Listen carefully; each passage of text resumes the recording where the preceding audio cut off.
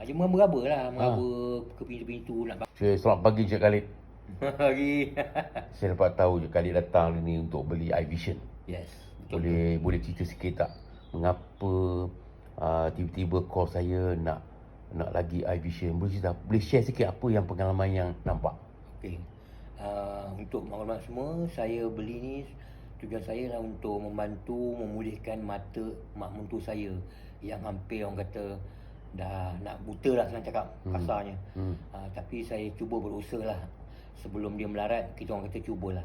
Jadi bila kita dah cuba, dah makan, insyaAllah lah adalah sedikit perubahan.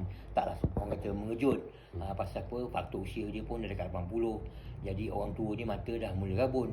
Jadi kita cuba tambah lah orang kata dia punya apa, vitamin dia lah ke usus mata dia. InsyaAllah. Saya cuba, itulah sebabnya saya datang kali yang kedua ni, saya minta lagi ubat tu supaya boleh lah orang kata membaiki sikit lah, orang kata mata tu mengurangkan lah. Selepas ni kotak ketiga ni, selepas 2 kotak pertama ada tak macam rasa dia ada perubahan sikit-sikit ke? Ada nampak tak?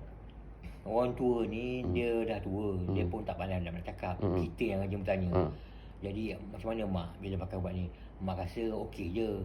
Tapi dia tak dapat nak menilaikan macam mana. Dia orang tua, jadi kita faham lah. Maknanya okey lah tu. Kalau tak okey, takkan dia boleh pergi ke dapur, tak boleh sedia baju lagi. Boleh? Nampak kesan tu? Sebelum tu macam mana? Dia meraba lah, meraba ke pintu-pintu, nak bangun, nak barang. Ni okey lah sikit. Kan dia nampak dia macam dia boleh bangun dan nampak lah. Boleh lah orang kata. Ada Bagus. lah. Lah dia takkan nampak, dia takkan cerita. Takkan nak kata nampak tu, aku dah nampak. Kita nampak, kita perasan. Kita tengok dia lah. Yati perasan tak? Yati perasan tak? Yati macam biasa je. Tak, dia nampak lah mak dia, dulu nak berjalan merangkak ke macam sekarang? Baru-baru ni, waktu subuh kan, dia nak pakai baju Oni. Siapa? Baju Oni. Dia cakap dengan mak tua, "Mak, kan Oni tu kan dah besar, Mak. Biarlah pakai sendiri." Mak kata mak tak nampak, tapi mak pakai baju dia pula, pandai pula pakai stokin.